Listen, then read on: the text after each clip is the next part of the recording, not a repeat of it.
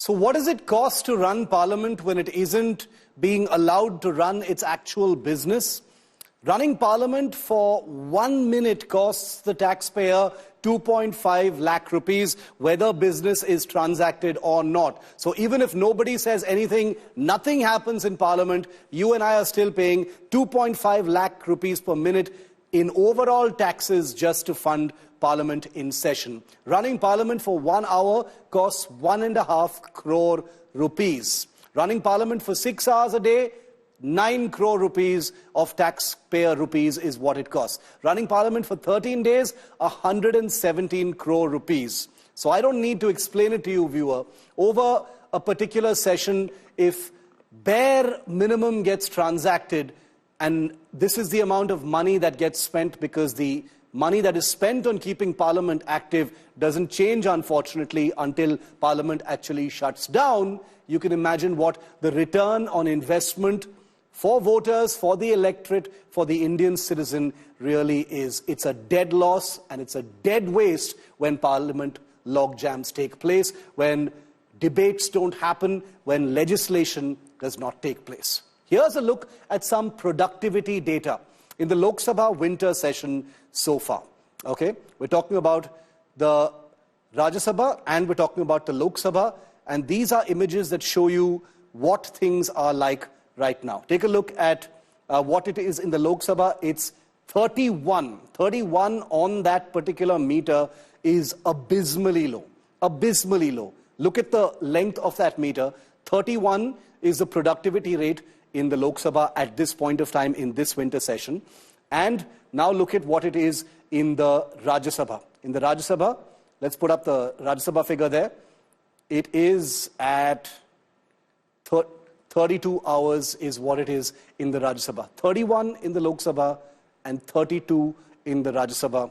I don't need to explain that to you. That's the kind of productivity that you're seeing in Parliament. Aishwarya Paliwal, our reporter, looking at Parliament live, looking at this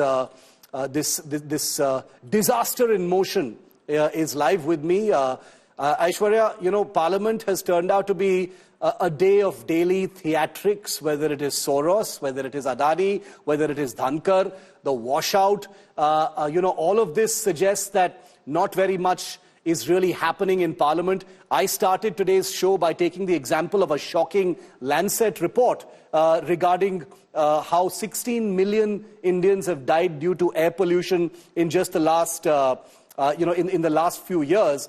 In fact, Priyanka Chaturvedi, and before I come to you, Aishwarya, and I want to read out this tweet, because Priyanka Chaturvedi, who's a sitting Rajya Sabha MP from the Uddhav Sena, just tweeted to me to say, hi Shiv, watching your show, glad you're speaking of Parliament functioning. As far as priority, you must see the Rajya Sabha 0-hour issues that the opposition has tried to raise, which includes the air pollution mentioned by you, but unfortunately the Parliament is disrupted by the Treasury benches this session. Happy to take this up again. Will the Government of India allow the 0-hour question hour? Which is an excellent question, which is why my opinion about the disruptions in Parliament are not pointed at anyone in particular. They're pointed very much at the ruling party as well as the opposition, because the theatrics are coming from both sides. But is there going to be an end to it? Is there going to be some kind of a meeting point between the two sides, Aishwarya?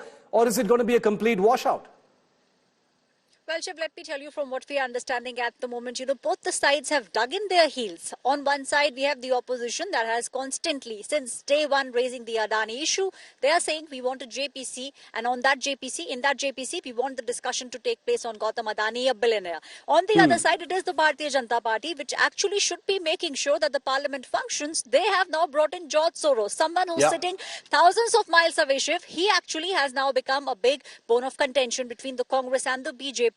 Let me tell you, we understand the next 2 days will be crucial, but important discussions that ideally should have happened are not happening every day. Let me tell you, 11 o'clock is when the Lok Sabha begins, and 11:01, 11:02, maximum 11:05 is the time when it gets adjourned till 12 o'clock sometimes throughout the day. The MPs come in and we see them walking out. So that's the reality of the Parliament. Apart from the money being spent, important questions are not being raised. Shiv. The next 2 days, which is going to be that elaborate debate on the Constitution, Aishwarya, is it going to be a structured debate, or are we going to see disruptions there as well? It's a very contentious, hot topic on the Samvidhan.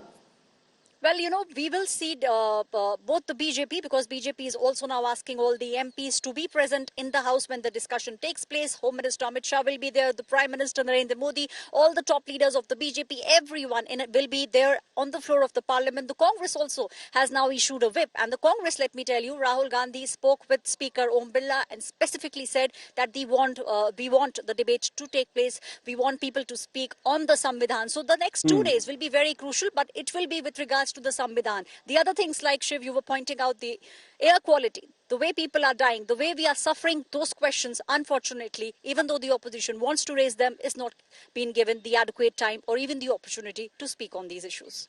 It's incredible that it isn't being given that adequate time.